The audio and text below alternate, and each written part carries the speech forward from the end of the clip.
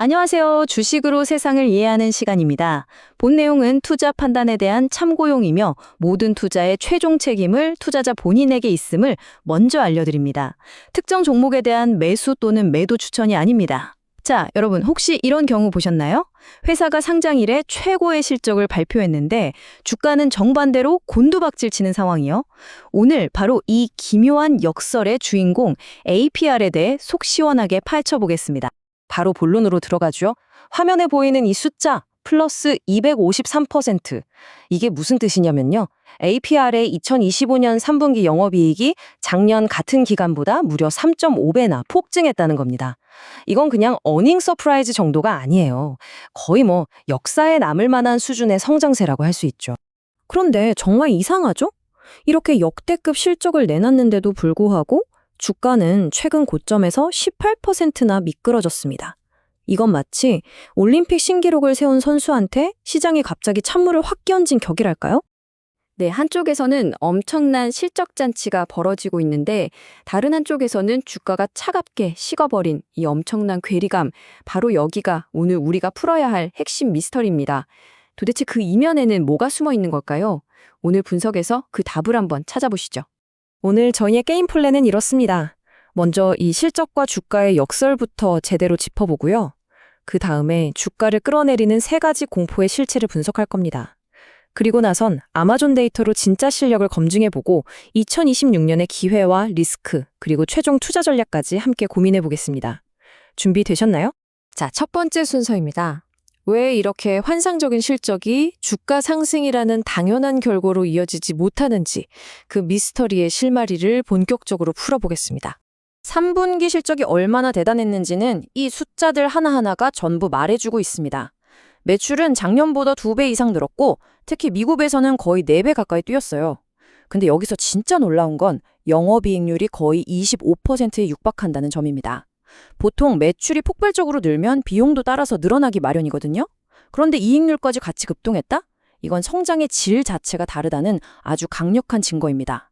한마디로 고마진의 미국 온라인 시장을 완벽하게 장악하고 있다는 뜻이죠. 아니, 그런데도 주가는 왜 떨어졌을까요? 이제부터 분위기를 바꿔서 시장의 비관론, 그러니까 투자자들을 불안하게 만드는 세 가지 공포에 대해 하나씩 아주 체계적으로 분석해 보겠습니다. 첫 번째 공포는 바로 가격표, 즉 밸류에이션 논란입니다. 현재 APR의 PER, 주가 수익 비율이 약 37배인데요. 일반적인 화장품 기업들이 보통 20배 수준인 걸 감안하면 훌쩍 뛰어넘는 수치죠. 그러니까 시장이 지금 정체성 혼란을 겪고 있는 거예요.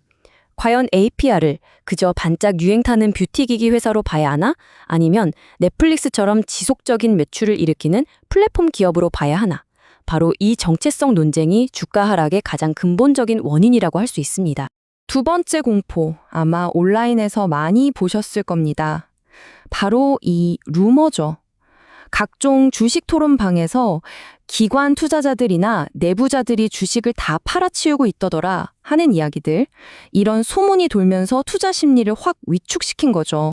그래서 팩트를 체크해봤습니다. 공식적으로 공시된 대규모 매각, 즉 블록딜은 없었어요. 하지만 11월에 거래량이 엄청나게 터진 걸 보면 상장 전에 투자했거나 연초에 싼 값에 들어왔던 초기 투자자들이 어마어마한 수익을 실현하기 위해 매도에 나섰을 가능성은 매우 높습니다.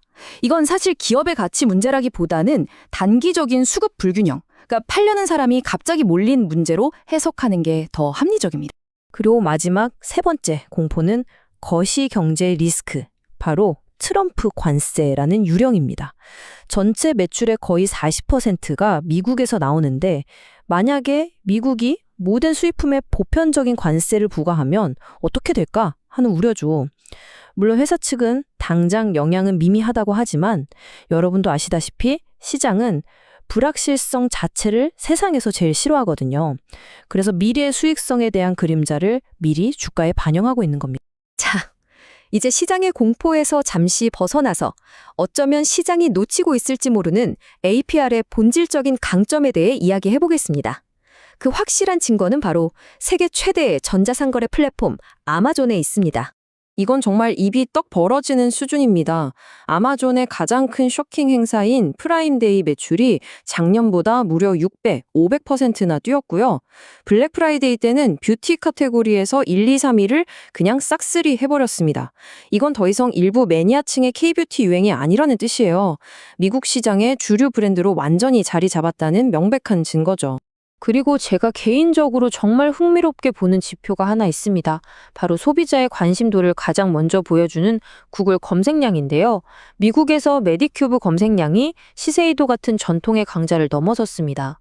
이건 주가의 선행 지표라고도 불리는데요.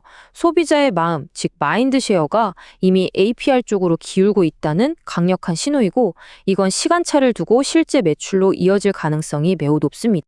그럼 APR은 어떻게 이걸 해냈을까요? 그 비밀은 바로 이 면도기와 면도날 모델에 있습니다. 정말 영리한 전략이죠.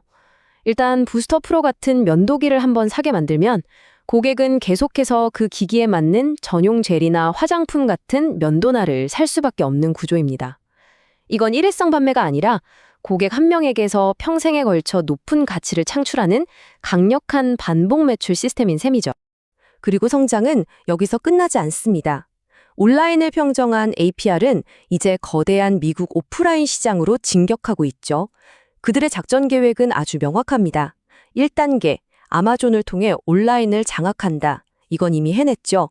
2단계, 얼타비티 같은 전문 매장에 진출한다.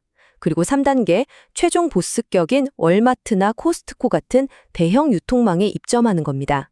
아주 체계적이고 영리한 확장 전략이죠. 자, 그럼 지금까지 나온 낙관론과 비관론을 모두 종합해서 2026년을 바라보는 우리의 시각은 어때야 할까요? 기회와 위험 요인을 한 번에 정리해 보겠습니다. 아까 그 관세 리스크 다시 한번 생각해 보죠. 이게 정말 그렇게 큰 위협일까요? 여기 아주 중요한 포인트가 있습니다. APR의 영업이익률이 25%에 달한다는 사실. 이건 엄청난 방어막입니다. 설령 10%의 관세가 부과된다고 해도 그걸 다 흡수하고도 여전히 15%라는 업계 최고 수준의 이익률을 유지할 수 있는 체력이 있다는 뜻이죠.